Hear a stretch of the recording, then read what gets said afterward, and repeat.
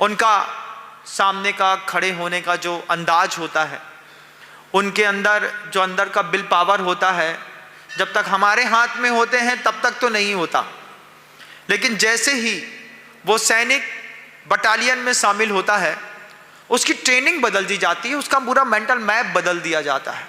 एक चीज़ दिखाई देती है, परिवार रहे ना रहे, ये पूरा देश रहना चाहिए।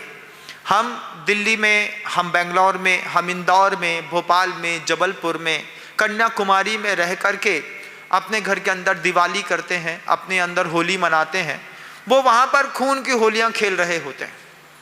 एक 9 mm की गोली निकलती है, छाती में यहाँ पे घुसेगी तो पीछे इतना बड़ा छेद करके बाहर फट के निकलती है।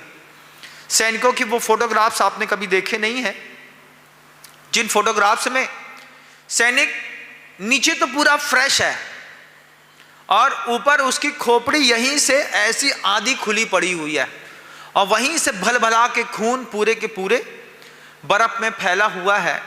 किसका शिकार हुआ?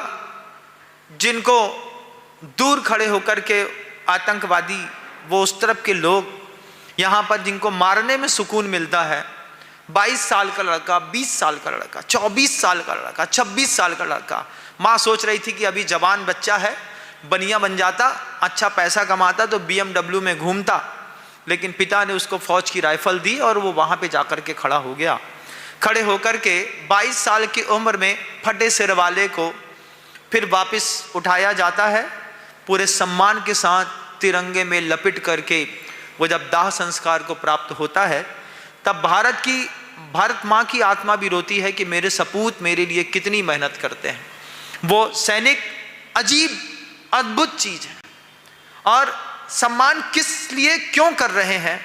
महाराज पैसा तो देते हैं, पैसा तो आप अपने पिता को भी देते हैं, लेकिन उसके बाद भी आचार्य श्री जी कहते थे, अगर आप अपने सहयोगी कारण को समझ नहीं पाएंगे, सहयोगी कारण की आप कीमत नहीं कर पाएंगे, कभी भी इस तरीके का कोई आपको सहयोग देगा नहीं। आज जैन समाज में सबसे कम सैनिकों का समावेश है। जाट रेजिमेंट को देखिए, ठाकुरों में देखिए, सिखों में देखिए, गोरखाओं में देखिए, पैदा होते साथ ही घर में जुनून रहता है। कई लोग तो ऐसे होते हैं कि घर से निकलने का एकमात्र कारण फौज ही रहती है, कि बस फौज में जाना है, इस चक्कर में घर से बाहर निकलने मिलता है और बाहर जाकर के वो अपने आप को इतना अपडेट करते हैं। आज पूरे विश्व की तीसरी सबसे बड़ी सैन्य क्षमता वाला देश है भारत, सबसे बड़ी सैन्य क्षमता वाला। हमारे यहाँ के कमांडोज अमेरिका के नेवी सील कमांडोज से भी ऊपर खड़े हुए हैं। हमारे यहाँ के एक पूरी रेजिमेंट ऐसी है कि प्रधानमंत्री नरेंद्र भाई मोदी को भी नहीं पता कि इस कंपनी में कितने कमांडो हैं। वो तब काम करते हैं जब देश को वास्तविक उनकी आवश्यकता होती है। हो सकता है आपके बीच में भी कोई बैठा हो, लेकिन वो काम तब करेगा जब उनके बॉस के ऑर्डर्स आएंगे। फिर वो किसी को नहीं देखता, किसी की नहीं सुनता, ना अपने ना पराये के भेद से ऊपर। जैसे आगम ग्रंथों में कारिका लिखी हो, जीवे मरणे लाहा लाहे संयोगे विप योगे या बंधुरि सु दुखादो समता सामायम नाम। ये गाथा साधु के लिए लिखी और प्रयोग सैनिक करते हैं। जीवे मरणे लाहा लाहे, जीवन हो मृत्यु हो, लाभ हो अलाभ हो, हमारा शरीर छूटता है छूट जाए और हमारा शरीर बचता है तो बच जाए। जीवे मरणे लाहा लाहे संयोगे विप योगे। अगर हमको मेडल मिले तो ठीक बात, और अगर हमारा इस धरती पे वियोग हो जाए तो भी ठीक बात। दोनों में कितनी तटस्थता है उसके मस्तिष्क पे, कितना तटस्थ है वो। जीवे मरणे लाहा लाहे संयोगे विप योग्य बंधुरि सु दुखा दो। सुख में और दुख में। यहाँ तो शाम को समोसा ना मिले या दिन में समोसा ना मिले तो दिमाग खराब है। बोले क्या हुआ? सुबह की चाय नहीं मिली। सुबह की चाय नहीं मिली तो फ्रस्ट्रेशन हो रहा है।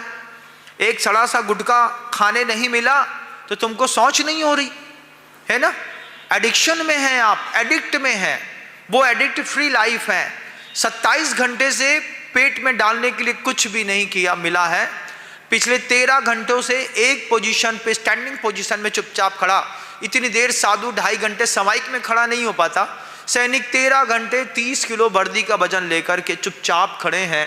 आंखों में वो जलवा दिखाई देता है और जलवा दिखा करके बस एक भावना रहती है, बलिदान परमो धर्म। वो गाते हैं 24 घंटे। उनको ये तू तक तूतिया वाले गाने ये तो अंदर रहने वाले लोग सुनते हैं, वहां पे नहीं सुनाए जाते। वहां पे गाने कुछ और हैं। ऐ वतन ऐ वतन ऐ वतन के गाने चलते। वंदे मातरम सुबह से लेकर शाम तक दिमाग में गूंजता है। उनके गर्म खून की बदौलत तुम एसी में रहते हो। उनके गर्म खून की बदौलत -43 टेम्परेचर में उसका गर्म खून है। उसके गर्म खून में तुम्हारा खून शामिल है। वो तुम्हारे लिए सहकारी कारण है, सहयोगी कारण है। कल्पना करिए, ये यहीं से थोड़ी दूर पंजाब है, पाकिस्तान की बॉर्डर लगी हुई है। भारतीय सेना, माननीय रक्षा मंत्री जी वहाँ से चुपचाप 5 दिन की छुट्टी में चले जाएं। आपको लगता है कि आसपास में सब ठीक रहेगा?